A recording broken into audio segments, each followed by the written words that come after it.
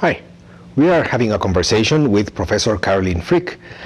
Professor Frick is from the University of Texas at Austin, and she is an expert on conservation of film. Professor Frick, why is it that film is important?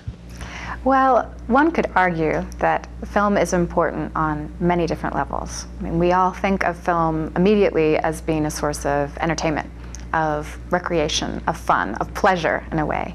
But film can also be seen as a way of documenting our lives and documenting history. And some people have argued that film or moving images, video, whatever you want to call it, in a way has been the language of the 20th century. And I think that going forward, media is going to play an increasingly important part of our lives. And of course, in, I will say, recent years, film, our film media has been multiplicating by the thousands or zillions. Oh, yes. How does that influence the art of conservation? It's a good question, because I think that in addition to the fact that you have a lot more media material being produced, you have different technologies that are being employed. So in some funny ways, from my perspective as somebody that deals with old technology, when new technology comes in, let's say it's something like broadcasting that comes into wide use in the 1950s, makes film, celluloid, right, that kind of physical medium, all the more precious. In the same way that as we move into the kind of internet age and you're seeing different kinds of digital distribution via your computer or what have you, I think that old television becomes the more precious. So almost that there's a nostalgia involved in looking at different kinds of media as they play out, which I think is actually really interesting.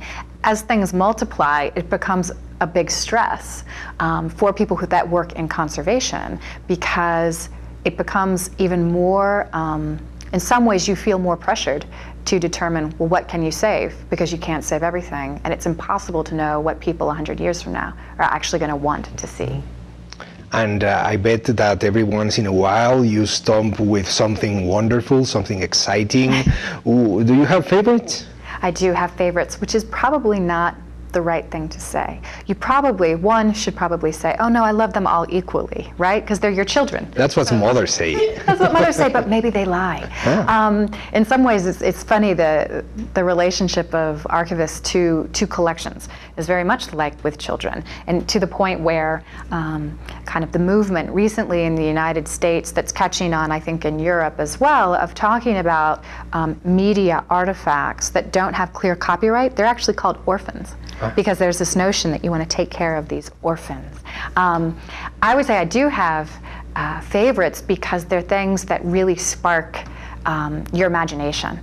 For me personally, I became really, really interested in the work of an itinerant Texas filmmaker who traveled across the state from the 1920s, well, I shouldn't say 20s, it's a bit of an exaggeration, 1930s through the early 1970s, who basically made local versions of Our Gang comedies, which are kind of these old 1930s short subjects featuring children. And he made local versions of these all over the country. And for me, that became something really special, because it was totally forgotten about, essentially undiscovered by film historians and film archivists until fairly recently. So I think you do find things that are really special, but on the other hand, even things that you see constantly. A home movie of a birthday party, right? That in and of itself is important, because it's almost an iconic image that you see. Yeah, you see a lot about society when you see how people dress, how people talk, how people celebrate. Exactly, and then it becomes a great teaching tool, because the more you see a norm, it's like a bell curve, the more you see of something, that becomes your norm, and then things that fall outside of that, how does that play with our understanding of history? Why is it that we think of a certain era in a certain way?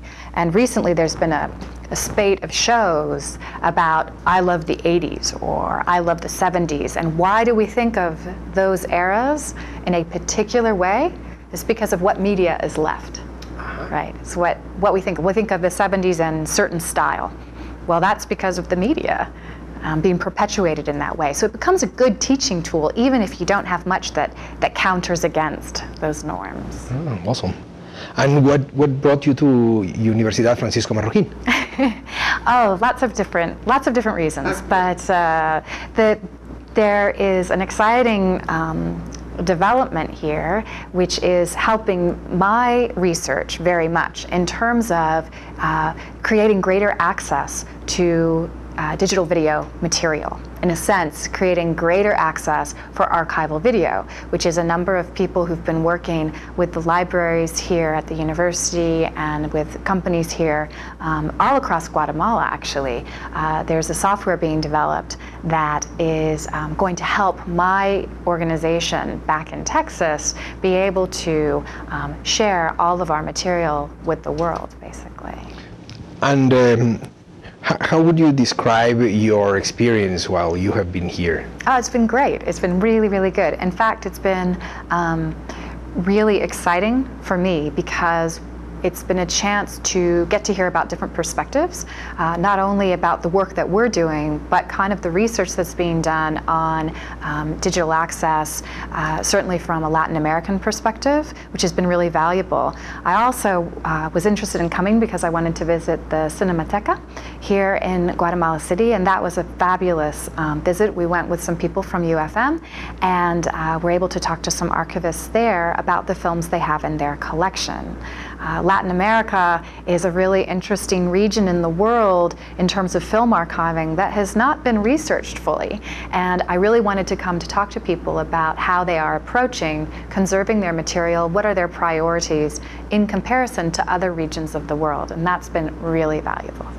And will these match your work at the University of Texas? Absolutely. In fact, as I left the Cinemateca yesterday, I thought to myself, this is the perfect, in terms of my own research, this was the thing I needed. This was a real catalyst to the next stage of my work. In a sense, it's helping me close one aspect of my research at the University of Texas and entering into a new phase. And all of that has been coming from here in Guatemala City.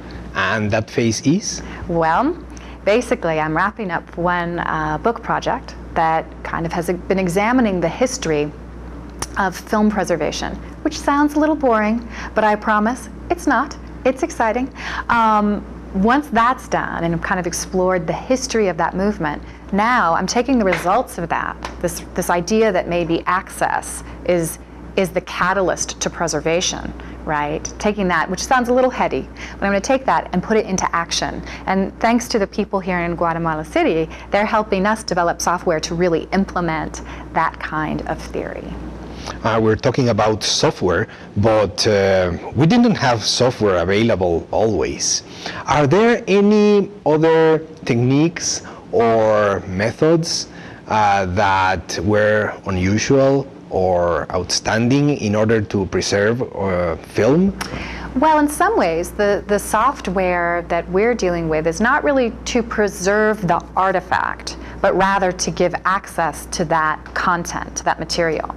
I think in terms of preservation, and this is what they're doing at the Cinemateca as well, is still the best way to preserve your actual film artifact is to keep it on film. Is actually to use a 19th century technology, an old technology, and actually not use software at all, at least for now. Right now, you're still better off to use film to preserve film. Well, thank you very much for all this information, and thank you very much for sharing these ideas with us. And thank you.